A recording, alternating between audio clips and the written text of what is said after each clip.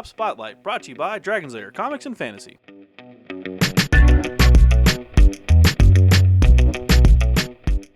Hey everyone, I'm AdamHarry from Bella Souls with Michael from Dragon's Lair Comics and Fantasy. We're back with another Tabletop Spotlight. Michael, this is an interesting looking game. Yeah, this is called Element. Okay. This is a sort of small-scale tactical area control game. Okay. Yeah, if you've played Go, you'll really find a lot of stuff you like here.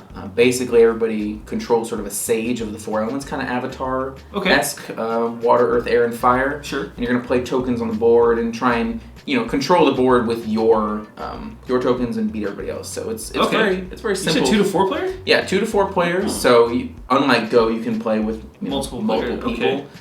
It's very interesting. Like I said, it's very simple, but a lot of tactical depth in there. So that sounds pretty cool.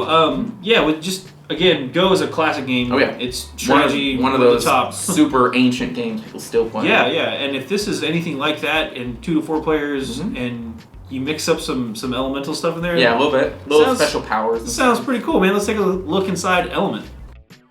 It's Element time. I'm not sure what to do with this one. Let's flip it over real quick. I mean, we should probably open it, but let's flip it over. For sure. Yeah. Again, looks like a classic Yeah. Go style game. Mm-hmm. Very, very old school, like tactical. Yeah. And each player gets the little sage models, right? Yeah, you get a little sage model. There's 4 of them, so you can play up to 4 players. Cool. In the back here, it doesn't show you much other than the board. It comes with 4 sages, 120 element stones. There's 30 of each. And a bag that you can put them in. So, with rules. Which is nice because with 120 element stones, you see 30 of each. You can kind of do a little card counting and be all right, how many? What's the likelihood I get another mountain pop in front of my face? I see 10 mountains. That means there's 10 less of a mountain. Yeah, exactly. Okay. Let's pop this open here. Let's do it. Element. Got the bottom here. If you wanna. We're really good at opening games. Woo. All right, there's that. So you get cool looking rules. You get your nice rule book here. We will go through that. Very small, actually. Not a big rule book. In a second here. Just get the old board out. There it is. Fairly small board, also. Okay.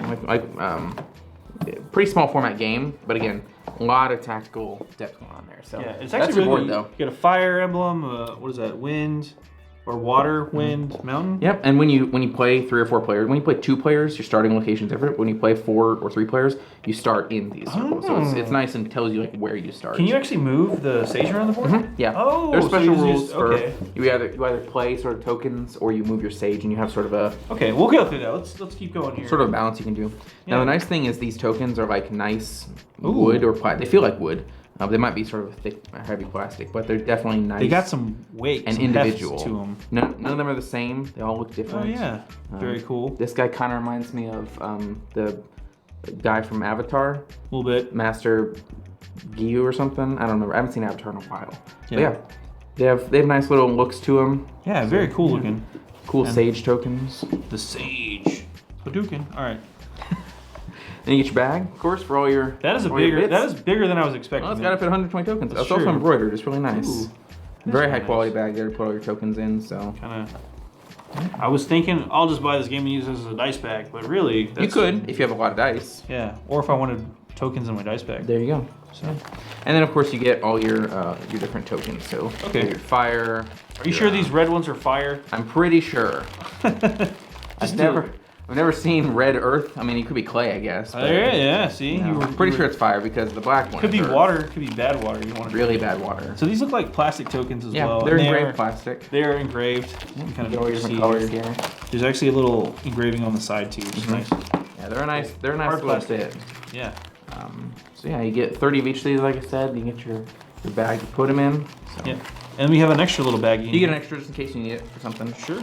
We like that. And then just because we like to check, there's nothing else in this box. Don't believe so. Yeah. I can tell because we did that last time. There was a thing in there. Yeah, you never know. You never know. Let's pause real quick and take a look at the rules. So we've got Element the rules here real quick. Pretty small rule book actually. Yeah. It's only. Let's find out. 11 pages. Yeah. Plus, your back page.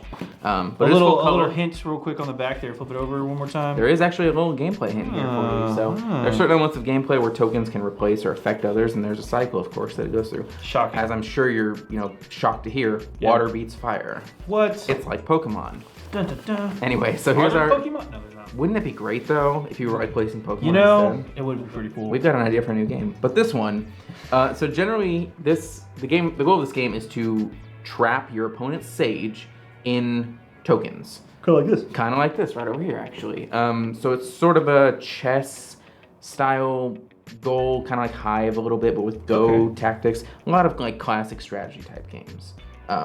Basically, you're gonna draw tokens every turn. Okay. And you can place them on the board wherever you like. Depending on the token, it might give you certain extra abilities. So, for example, if you put a fire token next to some existing fire, the fire will grow. You get free fire tokens to add on to it. So, different rules for different stuff, but it's interesting too. Because the sages can actually move, that also determines how many stones you draw. So yeah, because you can. It says here you can elect to draw fewer than 4 if you want. You would normally draw 4, and you can move 1 space. But if you draw 3, your sage can move 2 spaces. You draw 2, you can move 3 spaces. So, all the way down to 5. If you draw 0 stones, you can choose to draw 0 if your 5. sage is in a real bad spot. Yeah. And you can move 5 spaces, and your sage can move in any direction. Yeah. So it's really interesting that the tactical movement, you can get away from something or into something if you need. Yeah.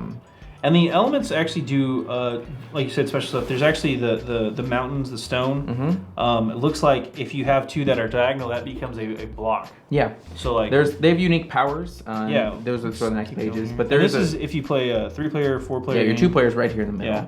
There's a rule here that if you can replace a stone with another, like I said. So if you have a fire stone, and you can do some effect that gets a water stone where it is, the fire goes away and you put the water in its place. Okay. So fire beats wind, water beats fire, earth beats water, all that sort of stuff. There's a cycle that we showed you. So yeah, then you get a page devoted to each, 2 pages for each type. So fire, like I said, you place a fire next to some existing fire and you get free fire to add to it. So in this example, you place this one here in the white and it grows into the yellow spaces. So fire, again, easy to, add to and grow very, very easily. So if you want to place more and more out there.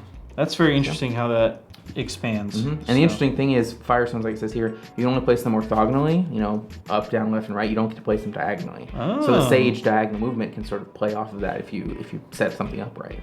Okay. So that's fire.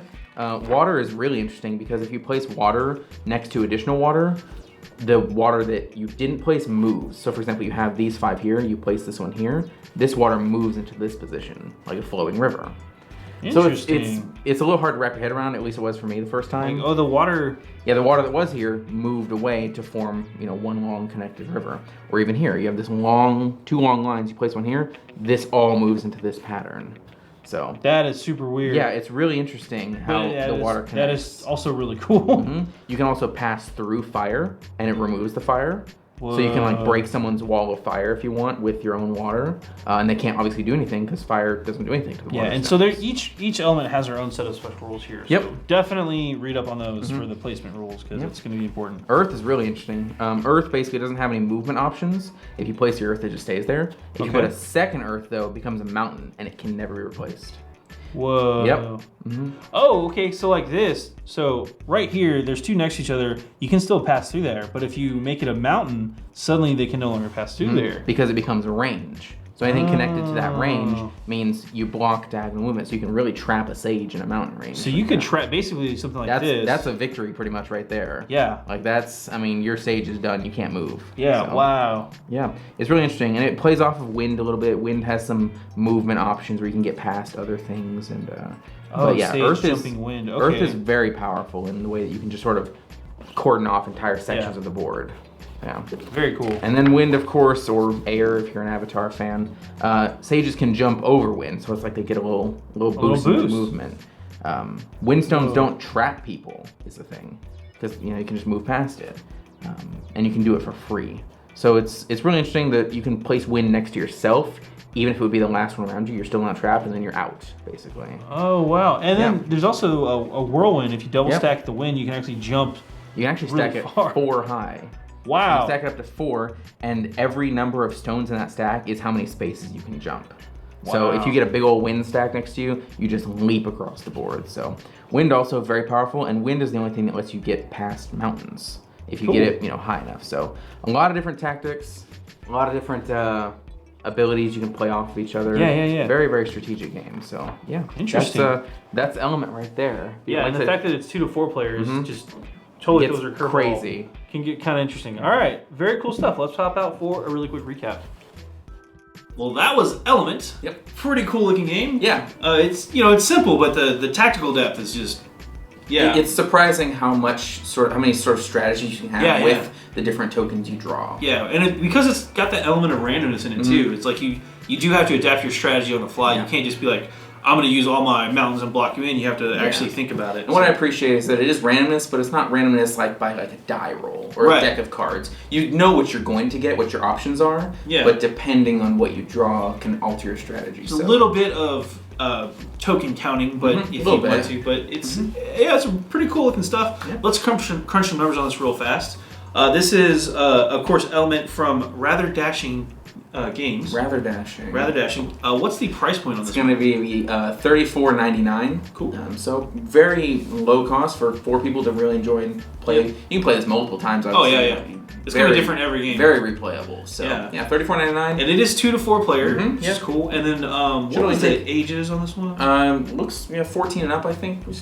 Yeah, about 14 and up. So I think that's only because of the tactical nature of it. You can probably teach it to younger kids, but there's no like adult themes or anything. So yeah. And then what was the runtime on this one? Shouldn't run you more than about 30 minutes, depending on like your first time and how many players. Obviously a little more, but yeah, that's Element. Yeah, seems pretty cool. Go check it out. It's in stores right now, right? Right now. Cool. I'm AdamHarry from Bell Souls. I'm Michael from Dragon's Lair Comics and Fantasy. And this has been another Tabletop Spotlight. Thanks again for watching. Tabletop Spotlight brought to you by Dragon's Lair Comics and Fantasy. Thanks for watching.